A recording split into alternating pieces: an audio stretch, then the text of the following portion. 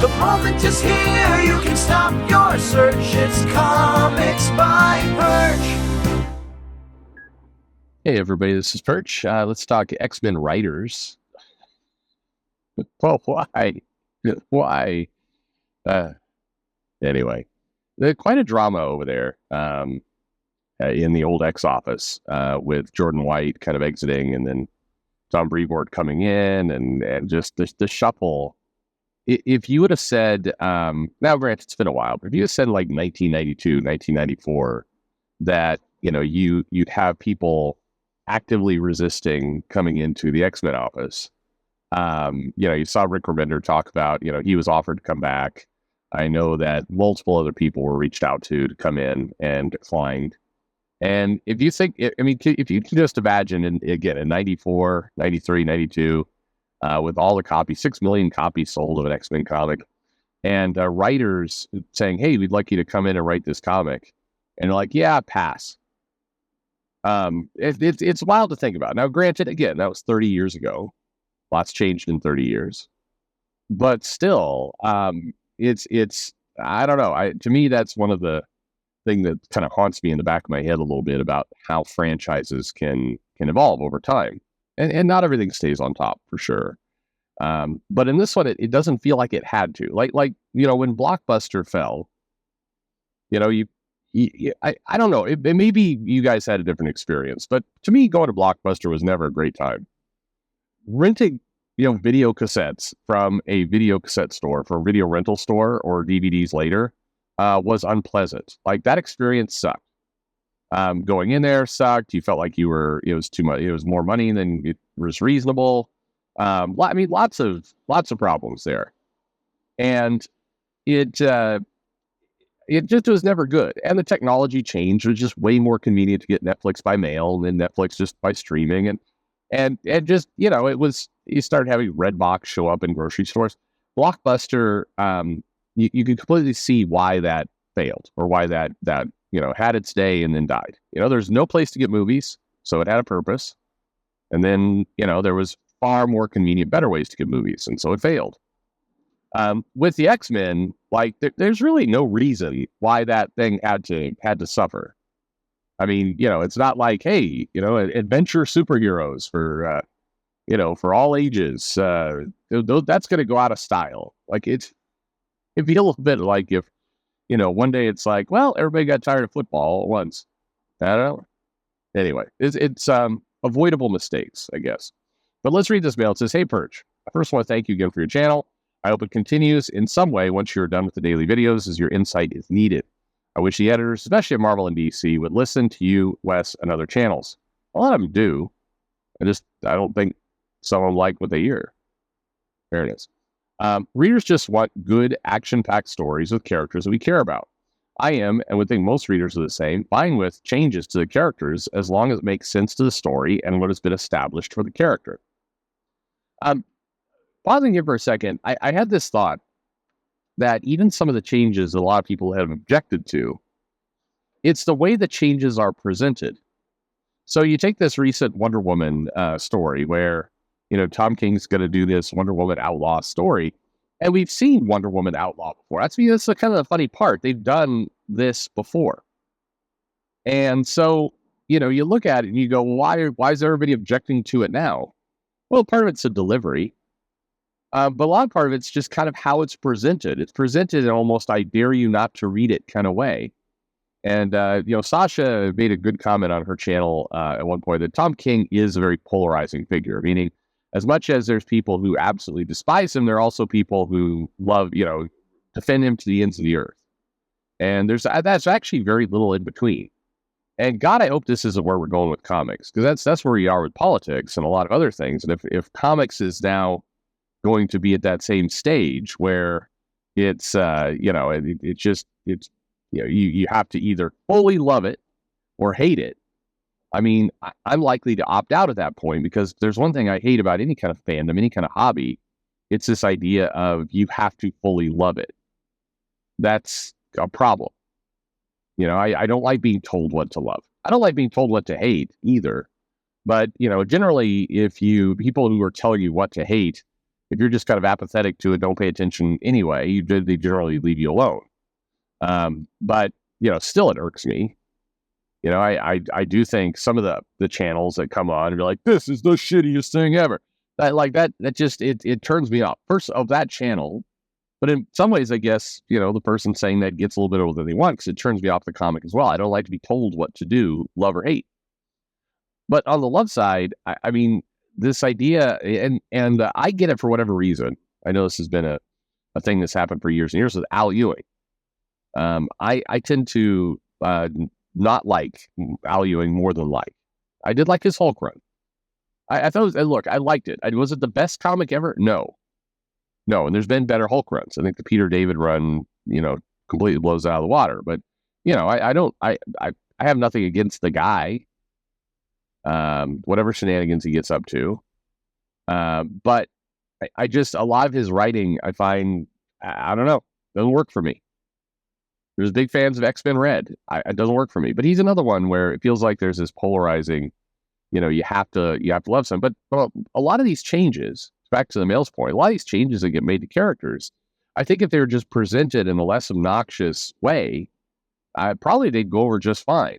It's just that the change comes with I hate to use the word because it gets overdone, but it's almost you're gaslit of it's always been this way, or this is what everybody wants. Why are you just so wrong? I mean, it's just there's this tone to it where if you just rolled it out, I think it would go over far better. But instead, there's this push. It's not okay for you to dislike these changes. And as soon as you set that vibe, then, what the hell? Anyway, I do take the point, though. It's a lot of people just want a solid story, action story, whatever happens to be. They just want a solid story. And they know all this crap around it. And it's the crap around the comic shouldn't overwhelm the comic. Whatever that crap happens to be, whether it's somebody's comment, whether it's somebody's behavior, whether it's, marketing that's just so over the top and dumb, you feel like you're being forced it into your veins just whatever it happens to be, it's just too much. All right. Back to the mail. So with that being said, I read the last issue of Storm miniseries by Ann Nocenti and the second issue of by Louise Simonson. There's that Magneto series out there too. It was refreshing as a lifelong X-Men fan who stopped reading shortly into the Krakoa arc to read characters talking and acting in character. What is the reason neither of them are on a mainline book, other than maybe they don't want to commit full time to that? I know one of those two writers firsthand would love to commit to a full-time book. Have no problem with that. Like, sign the contract, Marvel. They will be there. But anyway. Obviously, both have extensive history with the X-Men, which helps, but I would read a book by either of them in a heartbeat. Just want to share some actual positive feelings on the X-Men. Thanks. Yeah, I think we've talked about this a little bit before. There is this perception that the older writers, or the more classic writers, I want to say it another way, that, really what's funny is I hear this story, and I've heard it from editors and senior people at Marvel of, these people wouldn't want to do a regular series. That's just not what they're interested in this time. They're not interested in doing an ongoing. Okay. Except when you talk to those people, they're like, yeah, I would love an ongoing. I would have, yes, please sign me up for regular work. Happy to do it. So, okay. Why then is that perception out there? Why do we have, two different opinions? I in my mind, I think if the worker wants to work and it's like raising their hand up going, yeah, I'll work, then, saying, oh, they don't want to work full time. Okay. That clearly they do. So what is the real reason then? Why are we, why not give this person the job? And I the only thing I can come up with is that a lot of editors just have this perception that the older writers are, out of touch, that they're going to do a story that just won't resonate, won't match. There's not enough. They're not on TikTok all the time, so they couldn't possibly connect with today's youth. And then I think there's a secondary piece of continuity is a bad word, which you've also talked about. The idea of, Yeah, I know people like continuity, and so doing some mini series with some of these, classic writers, that will, scratch the itch of the people who are looking for continuity. But the majority of our customers, it's too hard for. It's just, oh my god, it's too hard. And I don't know if you remember, but there were some articles written on Bleeding Cool, CBR, kind of the usual suspects of sites. And the one comes up every, I don't know, few months. It's like, why we need to dump continuity. And it's always the same article. It's like, it's way too hard for readers to possibly figure out what's going on. Oh my God, you got to sift through 80 years of continuity and try to explain what the Siege Perilous is to X-Men fans? Fuck, who's going to do that? Way too hard. Just cannot begin to, it can't. Too hard. I think that's nonsense. And for that matter, look, everybody's all over Jonathan Hickman as this in-depth, complex writer who creates these big storylines. Okay.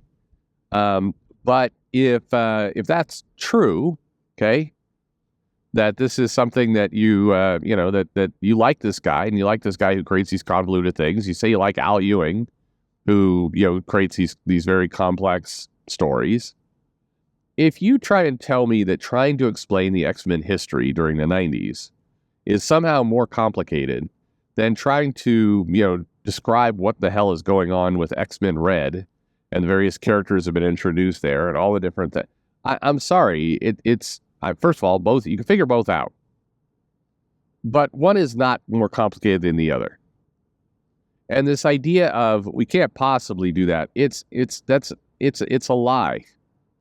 It's people saying, I don't like a lot of those old fans. I wasn't invited into the clubhouse back in the day, or whatever feeling of exclusion you had, and you just want to take something away from them. In this case, it's the history. You want to take their history away. And if that sounds kind of harsh and dramatic, sorry, but it's true. That's what a lot of this comes down to. Don't worry about continuity. Oh, it's too hard to explain 90s. Let's just erase it. In other words, hey, there's some people who really love that era, who know it, who, have a better understanding than I do about it. So the way I'm going to even the playing field is I'm going to nullify that timeline. And I'm going to get rid of it completely. And then it's, screw it. It's somebody else's problem at that point. It's just, I no longer have to, if ever I get into a situation where I don't know something about the history, very easy for me to just say, well, history doesn't matter anymore. That's not even in continuity. It doesn't matter. Sorry. Go away. But by the way, the same people who say this like to pick and choose the weirdest ass shit from the past. Like, hey, the best X-Men is ever? Maggot and Morrow. Okay. You saw all these people like come out of the woodwork to support Morrow as a character when that is a footnote. Joe Casey, guy I love. I think he's a great guy, great writer, writes great stuff. Joe Casey would be the first to tell you, yeah, don't bring Stacy X back as a character and try to hold a whole story over her. The guy created Stacy X. But, what do you do? Chuck Austin would happily say, hey, some of the characters currently showing up in, Dark X-Men are, no. Stop. Just stop with that. Don't bring these characters back. Nightcrawler's weird dad. No. Anyway.